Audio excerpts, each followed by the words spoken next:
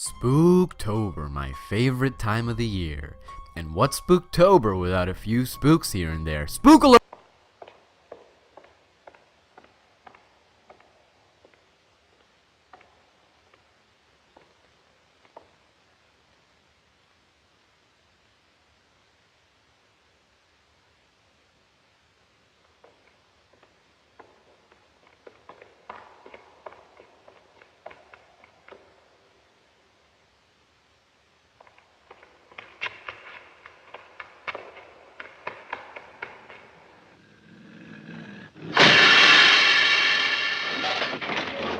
By the way, I like to scare when you least expect it, cause it's that time of the year.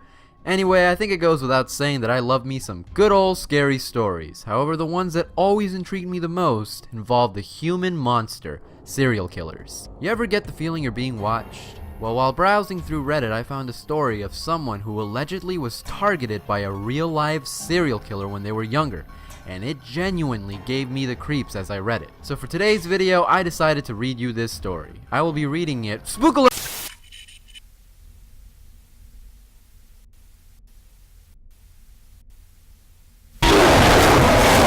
In the perspective of the person involved. So sit back, relax, get cozy around the campfire, and prepare to not sleep tonight.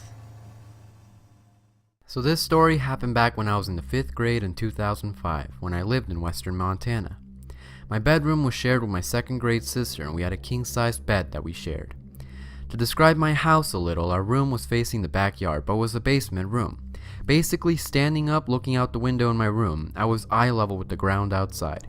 Up and to the left above my window, I could see onto our deck, which looked into our upstairs kitchen.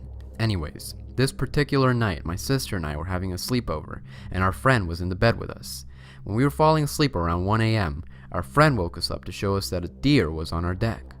We looked out and we all saw this quote-unquote deer. This was normal in Montana, so we laid back down. I guess my friend stayed up staring at it, and she woke us up about 5 minutes later saying she thought it was actually a person. Right then, we looked, and we saw the shadow move just a little, and it was clearly a tall person's silhouette. We started freaking out. Then we saw 2 green laser lights. They were just 2 small pinpoint lights that were coming straight from the guy's head area. We all thought it was binoculars. At this point, we were on high alert, and our eyes had adjusted just a little, and we saw it was clearly a guy looking into our kitchen window. I was way too scared to go tell my parents all the way upstairs and risk being seen by the guy looking in the window. So we used my friend's cell phone and called the home phone. It rang loudly, and we watched a guy run full speed off the deck. As soon as he ran away, the 3 of us ran screaming upstairs and told my dad. He called the cops, and they searched the streets, but never found the guy. Now here's where things get weird. So just 2 weeks earlier, the town's police station sent around notices in our neighborhood telling us that a person of interest and dangerous sexual predator who had a warrant for his arrest had been spotted in our area. A tip had said that he was staying with a family friend 3 streets down from us.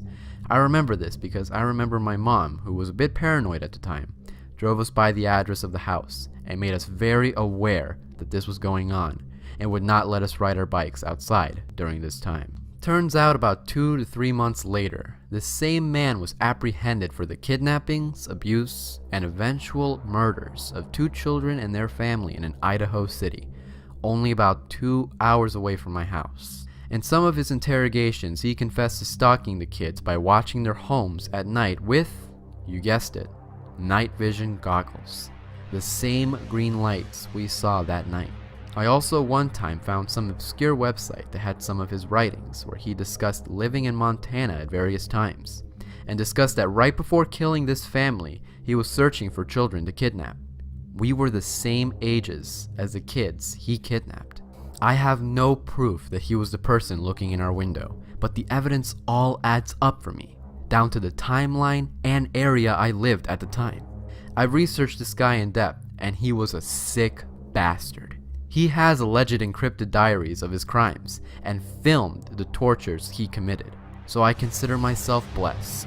Hopefully, he stays locked up so I never have to meet him. Just goes to show you can never trust the people you live around. Anyways, thank you for watching my video and being a brave soul by making it this far. Or maybe you just skip to the end. Regardless, if you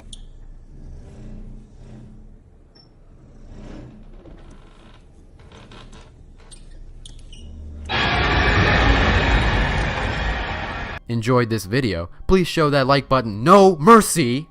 And don't forget to subscribe, because the last thing you'd want is to miss out on another dank geeky video. I love each and every single one of you. I'll see you next week with a brand new video. And stay informed, my friends. Peace.